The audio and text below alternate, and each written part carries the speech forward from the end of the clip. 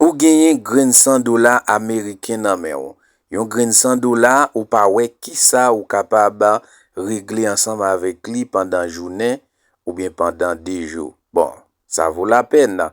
Eh bien, ou kapab fè kozi avec gren $100 sa.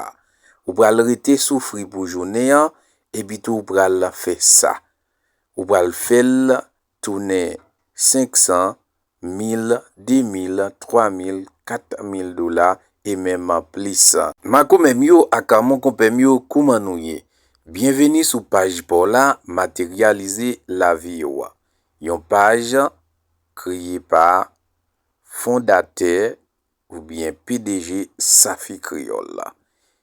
Oui, mais qui so bien pour faire lorsque ou gen gren $100 Ameriken nan men ou. Wap monte premièrement sur AliExpress pour aller chercher type de produit sa yo. Lo fin sorti sur AliExpress, ou pral fè yon coup de pied sous eBay seller pour capable créer yon business et puis tout poster image yo. Kite mal montre ou sa map diyo la nan écran, an nou ale. Nou prale directement sous AliExpress. Sous téléphone ou déjà gen application, sou pa gen installé la, télécharger la.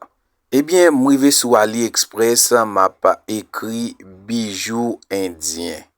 Lo fin nan écrit bijoux indien, la monté comme ça. Bijoux indien yo très belle, yo vend en pile et yo vend rapide. C'est ça que fait moi proposer ou acheter yo pour aller revendre sous eBay.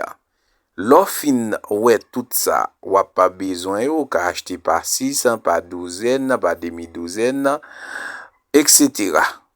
Kounya ou pral rechercher encore pour téléphone. En espagnol on dit cascade de téléphone. Eh bien, on peut tout type de pot de téléphone.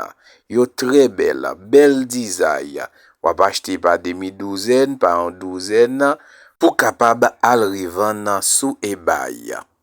Bon, mais qui côté l'argent y? Ou pas aller sur Google ou taper eBay seller. La demander pour connecter avec compte email ou bien on ka installer là sur téléphone ou télécharger dans Play Store. Sou gen iPhone tout, wap fait même bagala pour télécharger pour installer là, connecter avec email ou. Après ça, on aller dans 3 barres ou sur application eBay là, wap chercher eBay seller.